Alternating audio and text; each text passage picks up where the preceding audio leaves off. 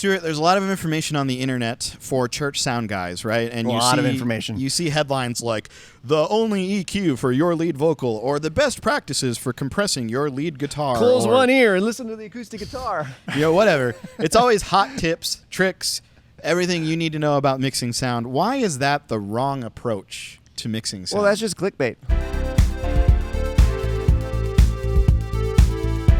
In fact, we should make this something like that. The title up here should be something like that. But people are always so hungry for that information. They are. They always want to know, man, I need to EQ it. And the reason they want to know that is because deep down inside, they feel that something is wrong about what they're doing.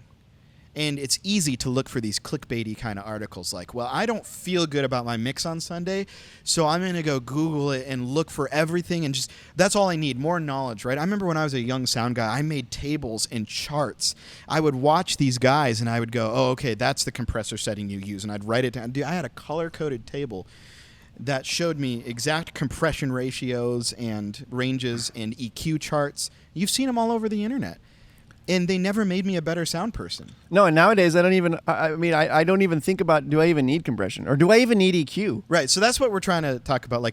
So why is that stuff the wrong way to approach? If I'm not feeling good about my mix, what are some things I should be thinking about? Well, this is a loaded question. I know, but just throw one out there. let's just say your sound system is tuned. Right, let's assume your gear's working correctly, your sound system's been tuned. Yeah, and your instruments are tuned up. Your drums sound like drums, your acoustic guitars sound like acoustic guitars. Well, you shouldn't take that for granted. No, but let's just say that things are set. It's all about your mindset. Because imagine this, okay? Worship leader dude's up on stage. He's got his acoustic guitar. We're line checking, right? So I'm seeing it on my console, and I'm gaining it up, and I've got it gained. And then I'm getting ready to bring it into the house. Yeah. All right? That moment when you're sliding that fader up into the house, that's the most important moment right there, because that's going to determine what you think in your brain. And if you first think, okay, I'm going to slide this up, but I know I'm going to have to EQ Got to put a this high thing. pass on it. Got to put a high pass, Yeah, or no way around it. I just know. I've already set the compressor. It's already turned on. It's already turned on. Everything's Haven't ready even to heard go. the signal yet. Yeah, I haven't heard it. So that's the wrong way to think. We've gone into countless churches and retuned systems. Countless. And we get them sounding they sound good. Yeah. First thing we'll do, I'll go grab a wireless mic on a freshly tuned system, flick it on, and there's nothing. We've literally hit the reset button on the console. Right. Flick it on, check 1 2 1 2 1 2. 9 times out of 10, it doesn't need anything. Yeah, if you want to blow your mind as a sound guy, walk into a system that you've been mixing on for a long time, pull up an instrument that you think you know how it sounds, turn the EQ off.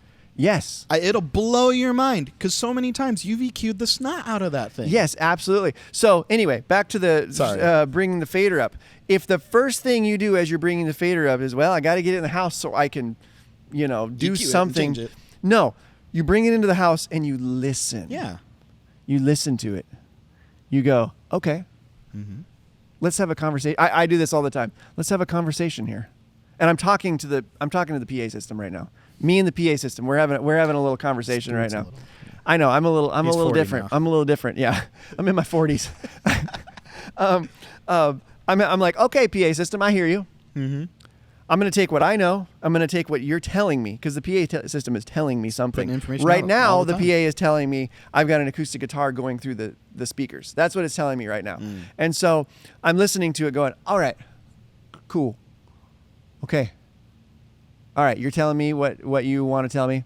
I'm going to tell you what I'm going to tell you. Yeah. And that's when I start maybe EQing something. Sure. Maybe.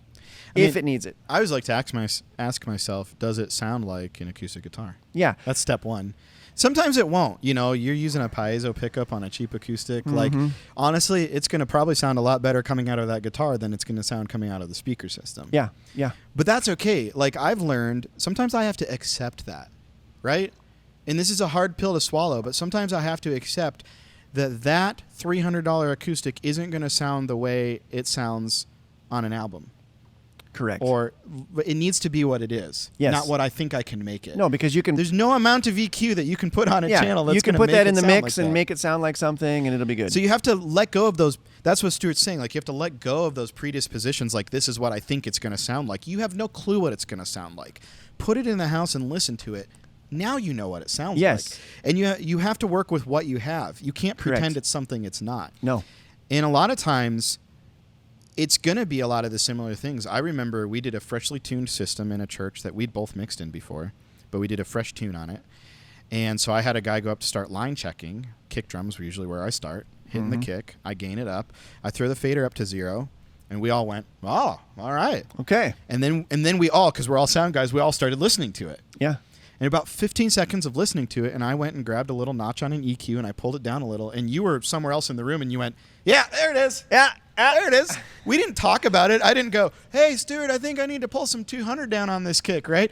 Honestly, don't even know what frequency I pulled down because I used my ear. I didn't use my eyes. Sure. I just grabbed a filter, pulled it down, moved it sideways till my ear said, that's what we were looking for. And all the sound guys in that room, without having to talk about it, knew exactly what move I had pulled. Because it's the move we all would have pulled because we listened to it, we used our ears. But listening first is the key. That's the key. Like, a lot of channels, I'm going to blow your minds. A lot of channels don't need EQ, compression, gate, and reverb. Just because your digital console supplies all of those on every single input, which is like the greatest atrocity of digital consoles, does not mean you need to go turn it on, turn it on, turn it on. These are all tools in a tool belt, and they should only be used for a good reason, to improve the sound. Not to try to make it's something it's not, and not to try to transform it into something you think it should be, but just as a tool to shape it, to make it fit the room, maybe to lock the mix together, but they're all tools and they should be used like that. You and I used to teach guitar all the time. Hundreds of lessons. So many lessons. And a lot of times brand new students would come in and their guitars, they tried on their own during the week, but they'd come in and their guitar is so out of tune. Just wildly out of tune. And the one thing that I consistently saw was, let's take the D string, for example. They had their little clip-on tuner up there and they'd be close. They'd just be a little bit flat or a little bit sharp, and they would go the wrong way. Oh, yeah. When really, in reality, you were just 15 cents. Yeah. Just dial it up and you'll be there. But you went down instead of going up or whatever. And so now we're, with a chromatic tuner, it's like, you go so far and then it goes to the next note and you think, and then all of a sudden you're all out of whack. It's the same thing with what Andrew's saying here. Just undo your channel and just listen and see what. Go back to the source and see if you like it. And if you need to change something, that's okay. But like, a lot of times you've probably done a lot more work than you needed to. You've made larger adjustments than you needed to.